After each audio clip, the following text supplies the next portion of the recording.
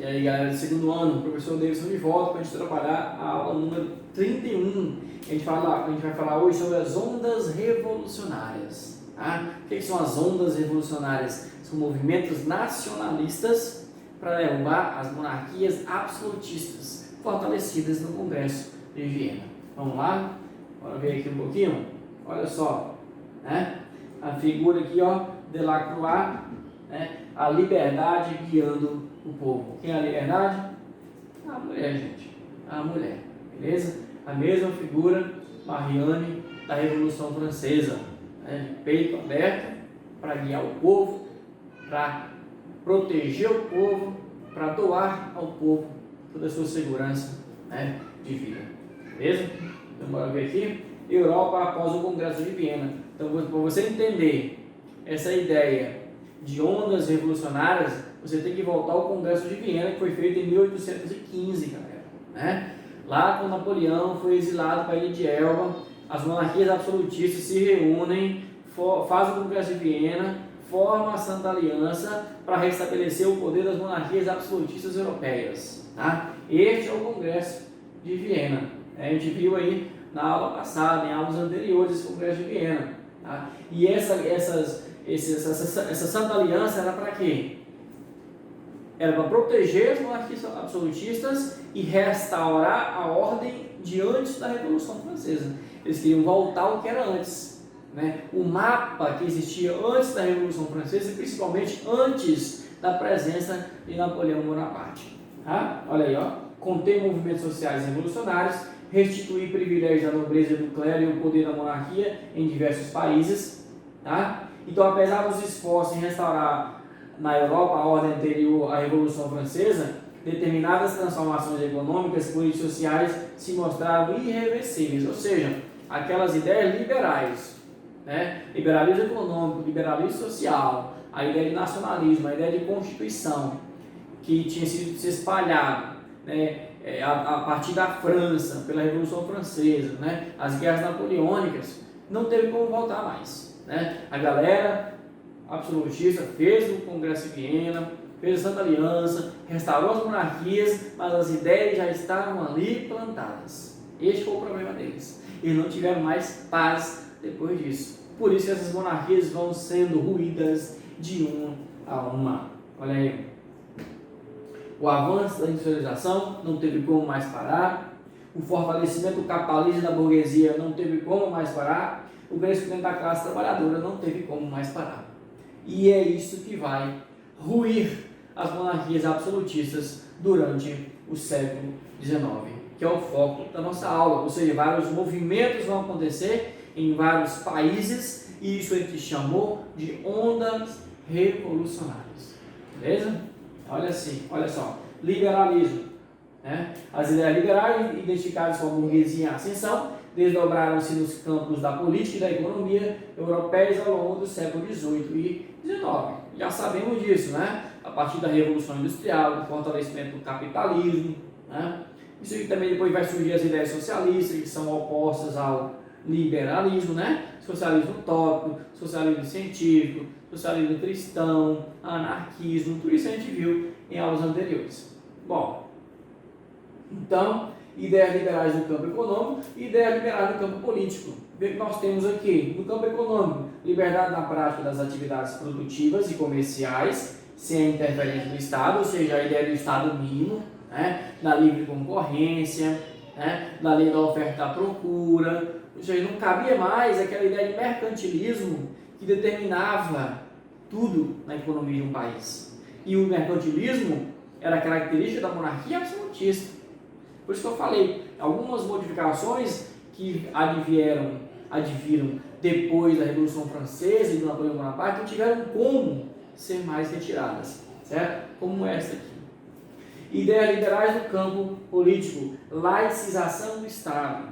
O que é laicização do Estado? É separar o Estado da Igreja, né? Torná-lo laico.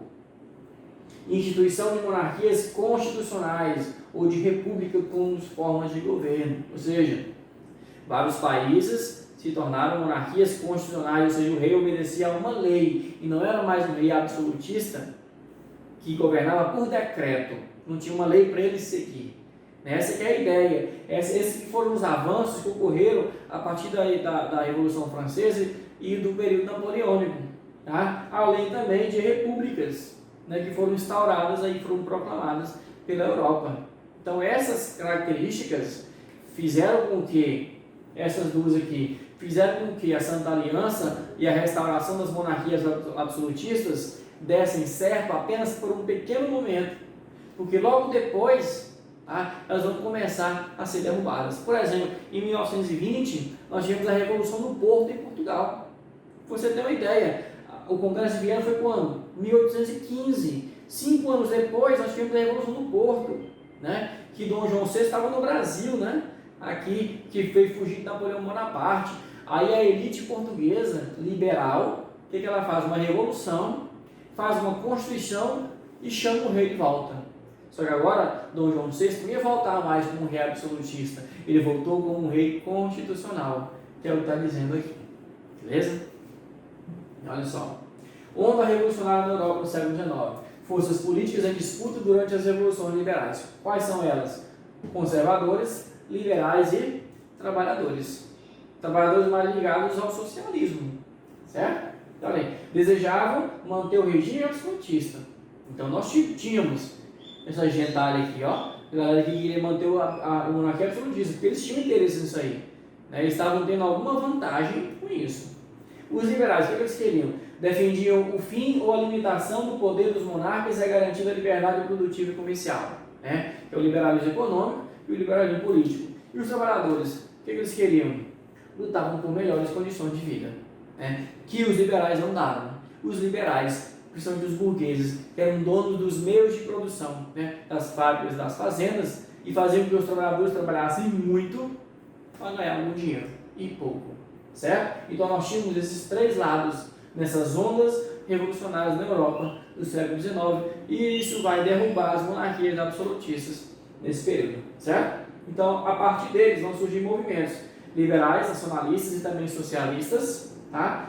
Questionaram a tentativa de restauração do antigo regime por parte dos participantes do Congresso de Viena, aqueles que formaram a Santa Aliança, beleza? Então, o Congresso de Viena e a Santa Aliança foram contestados pelos conservadores, pelos liberais e pelos trabalhadores. Falou assim, ó, nada de monarquia absolutista, gente, que isso?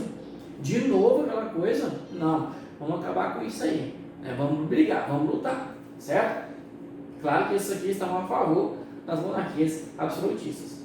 Década de 1920, teve início uma onda revolucionária na Europa, Portugal, Espanha, Nápoles e Grécia. Portugal já falei para vocês, né? A Revolução do Porto ou Revolução de 1820, é uma revolução constitucionalista de Portugal, para chamar o rei de Portugal de volta para lá, e ele voltou.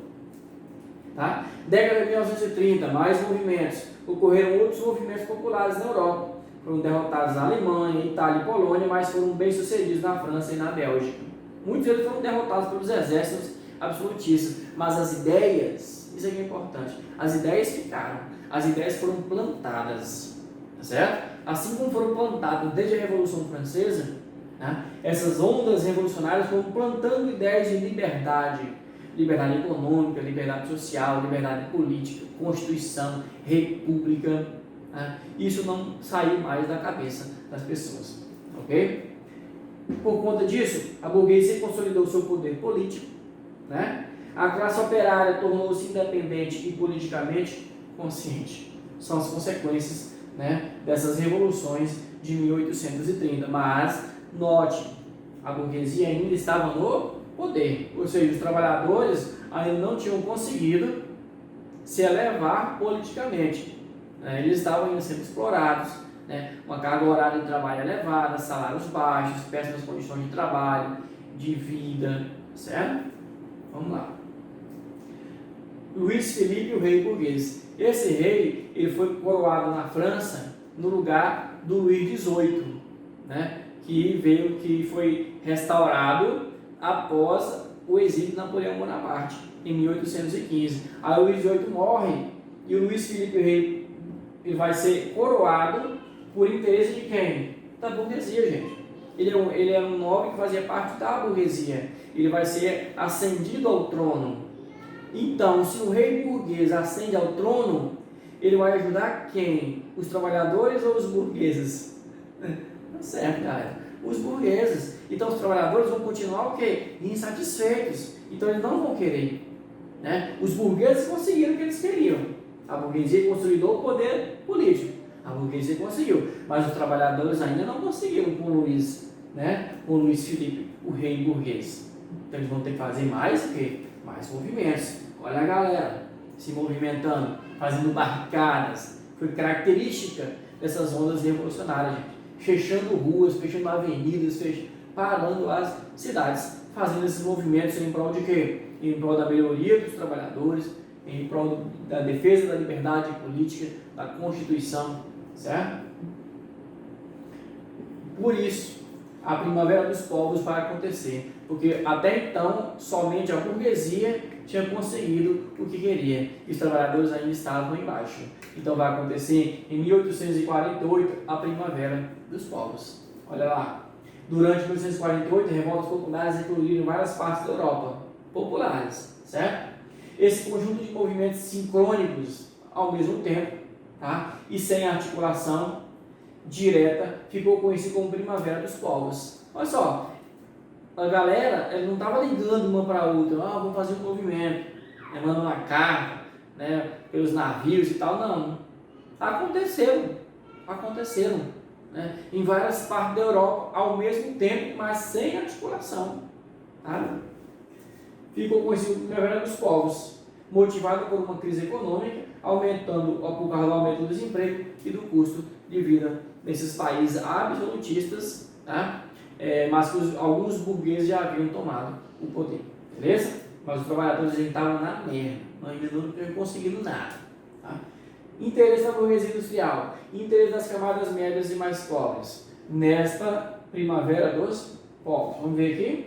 Acabar com os entraves do antigo regime ao desenvolvimento da produção, que era o interesse da burguesia industrial, né? Alguns países ainda mantinham com força a monarquia absolutista, isso atrapalhava o quê? O desenvolvimento da produção industrial, da liberdade econômica, do liberalismo econômico, do capitalismo, certo? Interesse das camadas médias e pobres, promover transformações sociais que melhorassem suas condições de vida. Esse aí que é o foco principal da Primavera dos Povos, né? São as ideias que estavam vindo de baixo, tá? Com um empuxo, é isso? De baixo para cima. Olha só. Apesar da intensa mobilização, as revoltas foram quase todas derrotadas, com exceção da ocorrida na França. Então, a galera, os operários, os trabalhadores estavam perdendo, gente. Estavam perdendo, mas como eu falei, as ideias estavam sendo plantadas. Olha aí, um levante popular, depois o rei Luís Filipe I, e foi proclamada a Segunda República Francesa. Então lá na França conseguiram, tá? A Segunda República Francesa de 48 até 1952. Então derrubaram o rei Luís Filipe, que era o rei burguês. Então entrou agora um rei que atendesse mais a causa dos trabalhadores. Liberais, democratas e socialistas entraram em conflito. A burguesia massacrou o levante popular dos socialistas e da população pobre. De novo, gente, os mais pobres tiraram o rei Luís Filipe, o rei burguês, tá? Com a ajuda da burguesia. Depois a burguesia derruba os mais pobres de novo e fica no poder. Tá? Aí entra quem? Luiz Napoleão Bonaparte, certo? Sobrinho de Napoleão Bonaparte, em 1848. Novamente, o interesse da burguesia. Entretanto, em 1851, deu um golpe de Estado e foi eleito cônsul, abrindo caminho para sua ascensão ao trono imperial. Então, por enquanto, os trabalhadores ainda só estavam brigando. Conseguir alguma coisa? Nada. Certo? Mas o exemplo, a Primavera dos Povos, a luta contra a exploração trabalhista, isso aí estava espalhando pelo mundo. Ok? A Primavera dos Povos teve importância histórica significativa, pois possibilitou a derrubada dos últimos resquícios do absolutismo monárquico e da tradição aristocrática da Europa, consolidando as conquistas de quem? Burgueses. E os trabalhadores, professores, estão aí trabalhando muito. Mas quem conquistou a ascensão foi a burguesia, né? Ela que estava no poder político e no poder econômico agora, ok? Vários ideais diversos se manifestaram nas revoluções de 48, liberais, democratas, socialistas e nacionalistas. Estavam todo mundo junto, como eu falei, né? Só que apenas os burgueses é que conseguiram a ascensão, né? Os trabalhadores que estavam do lado dos socialistas, que estavam com as ideias socialistas, na verdade, carregando as ideias socialistas, esses aí continuaram trabalhando muito, ganhando pouco, né? Ou seja, a mesma exploração do trabalho que antes da Primavera dos Povos. Ok? Bom, finalizando aqui, essas ideias que foram plantadas foram ideias nacionalistas, ideias de defesa da nação, principalmente por parte de quem? Dos liberais burgueses. Ok? Ideia de pertencimento a uma nação com língua, cultura e história comuns forjou-se aos poucos durante o século XIX. Isso vai atingir o Brasil? Vai. Né? Quando começar o Império Brasileiro, vai ter essa construção da nação, essa tentativa de construção da nação. A gente viu lá com o Pedro I, né? Como uma Constituição, né? Os limites do país, a cultura brasileira, certo? Isso é nação. Então nós tivemos isso no Brasil também. Então está aqui, ó, nação e nacionalismo. Nação, conceito político ligado à existência de uma unidade linguístico-cultural de um povo, incorporou-se a ele durante o século XIX a noção de unidade territorial e política. Então era povo só de culturas semelhantes, juntou-se a questão da unidade territorial e unidade política. Nacionalismo, ideologia com base na qual se defende a existência de laços culturais, históricos e linguísticos entre os habitantes de um território, que justificam a preferência por tudo que pertence àquela nação, ou seja, defesa daquele território em que eles se identificam. Ok? Os países europeus utilizaram argumentos nacionalistas para legitimar o seu expansionismo territorial e comercial. Né? Nós vamos ver isso em aulas posteriores. Né? No século XIX, essa ideia de nacionalismo ela vai ser defendida de uma forma exacerbada, vai ser defendida de uma forma a defender, né, a proliferar a questão do expansionismo, a ideia do expansionismo, né, de invadir outros territórios em prol do nacionalismo. Olha só, a gente vai estudar isso lá no imperialismo europeu do século XIX, quando as potências industrializadas, tá, em nome da civilização, em nome do nacionalismo, né, do aumento do império, né, do imperialismo, ela vai expandir seu território para a África e para a Ásia. Beleza? Então, aqui mais uma imagem sobre, né, Primavera dos Povos, sobre a luta de todas as classes para derrubar a monarquia absolutista no mundo europeu. Beleza? Então, galera, a gente para por aqui e foca no qualitativo. Faça lá as tarefas mínimas e complementar para a gente contar essa nota para o segundo bimestre. Valeu? Um abraço e até a próxima aula.